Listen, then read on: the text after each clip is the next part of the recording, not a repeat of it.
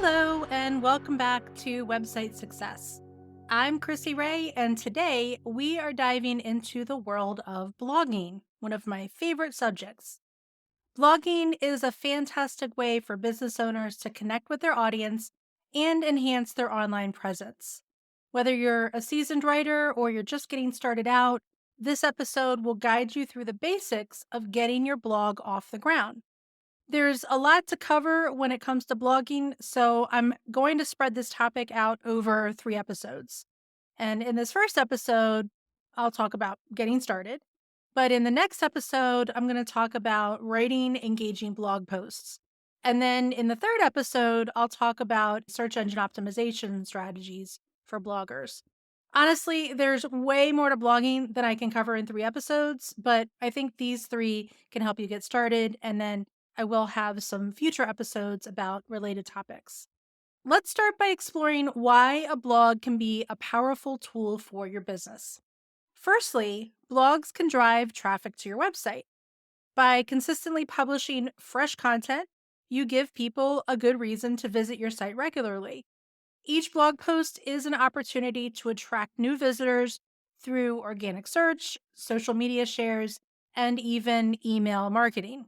Secondly, speaking of search engine optimization or SEO, blogs are critical to that.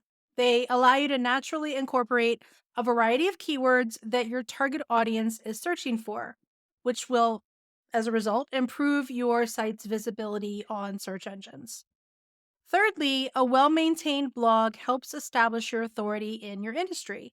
By sharing expert insights, tips, and industry news, you position yourself as a knowledgeable and trustworthy source in your field. This will help build your credibility with your audience, and it can also set you apart from your competitors. Lastly, blogs provide a unique platform for engaging with your customers. They can open up a two-way conversation through comments, feedback, and shares, and that could allow you to directly interact with your audience and understand their needs and their preferences better. This interaction can foster a sense of community and loyalty around your brand. So, in summary, you absolutely need a blog for your website. One of the first decisions that you'll make when you start blogging is going to be where to host a blog. The most popular choice, and my personal choice, is WordPress. And that's thanks in part to its flexibility and its powerful SEO capabilities. Now, WordPress is ideal if you plan to scale your blog, add e commerce, or other advanced capabilities like a learning management system or membership or other features like that. Keep in mind, it's not just for your blog. If you have WordPress, you don't need to just use it for your blog. You can actually use it for your entire website. It just so happens that the blog is a built in feature for all WordPress websites. It was originally created for blogging, so that's why it really excels at that. If you want to start with WordPress, check out my YouTube channel and some of the many courses at websitesuccessacademy.com. Now, some other options for blogging include some of the other popular website builders like Squarespace and Wix. So you can blog with those. They just don't have the same sort of juice as a WordPress website would. Some business owners consider hosting their blogs directly on social media platforms like LinkedIn or Facebook. And while this might seem convenient, it does come with some significant downsides. So if you're thinking about doing this, kind of slow your roll for just a bit. And I'll explain why. First of all, if you're on a social media platform with your blog, you are at the mercy of that platform. And any changes that the platform makes can drastically affect your blog's visibility and reach. That right there should be enough for most people. A second reason is that you don't own the content in the same way that you would on a dedicated blog. You technically own the content because you wrote it, but you don't have control over the design, the structure, and even the permanence of your content. So that's where I'm talking about the ownership. And then thirdly, blogs hosted on social media platforms have very limited SEO benefits for you. The content is going to contribute to the platform's domain authority and not to your website's domain authority. And that's a big part of search engine optimization. So that's really a missed opportunity for driving traffic to your own website if you're hosting it on a social media platform. So you don't want to drive traffic to the social media platform, you want to drive the traffic to your website. So, for all of those reasons and some others, while social media can be an effective channel to promote your blog, it's generally not a good idea to use it as the primary host for your blog content. So, in other words, put your blog on your WordPress or whatever website you're using, and then share the links to the posts, the actual blog posts on your social media. Use that social media to drive the traffic to your website, and your blog would be there. So, after you've picked a platform for hosting your blog, what do you do next? The next thing is you need to start doing some planning. So, the first thing that I usually do is define the niche. And that's what I recommend to all new bloggers. Define your niche. That's really important. Ask yourself what unique perspectives, expertise, or solutions you can offer to your audience. So, for example, are you an expert in sustainable fashion, a guru in home organization, or if you're like me, do you have an affinity for traveling around in your RV and going to local breweries? That's what one of my blogs is about. So, what is your expertise in that? I would consider myself an expert in traveling around the eastern half of the US in my RV going to breweries. That's my personal expertise. Knowing your niche is going to help you create content that is authentic and highly relevant. Now, once you've pinpointed your niche, focus on identifying your target audience. Who are you writing the blog for? What are their interests? What are their challenges? What questions might they have related to your niche?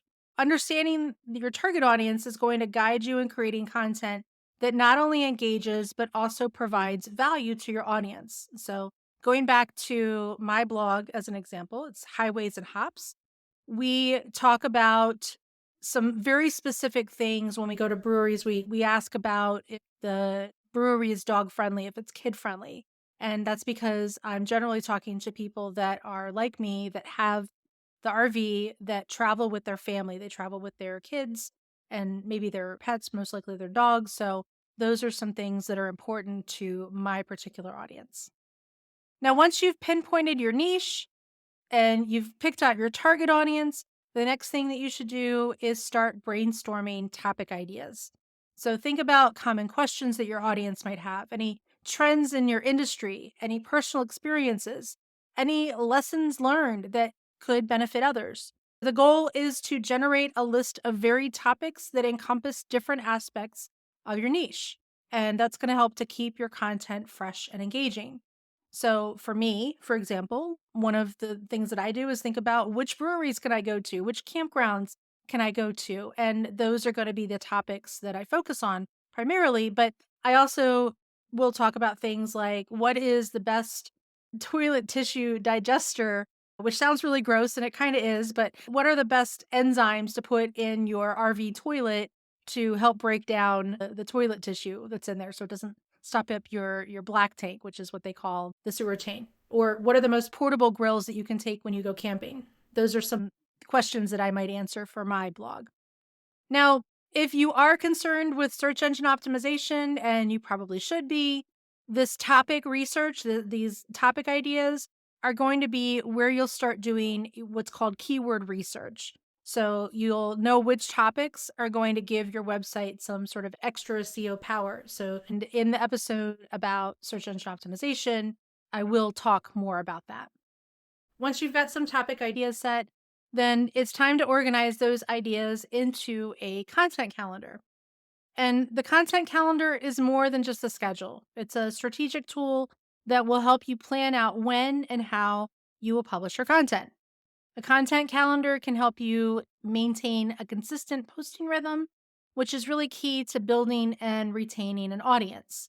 And it also ensures that you cover a diverse range of topics over time, keeping your blog dynamic and interesting. So, going back to my personal blog example, I try to spread my posts out. So, even though I may go to 4 or 5 different breweries on a single camping trip, and that's usually going to be over a week or 2 or 3, depending on the camping trip. But after I go to a few breweries, I'll write out my blog posts, but I won't publish them all at once. I'll publish them over a few week period or a few months period, depending on how many breweries I go to. For that particular blog, I try to post every couple of weeks.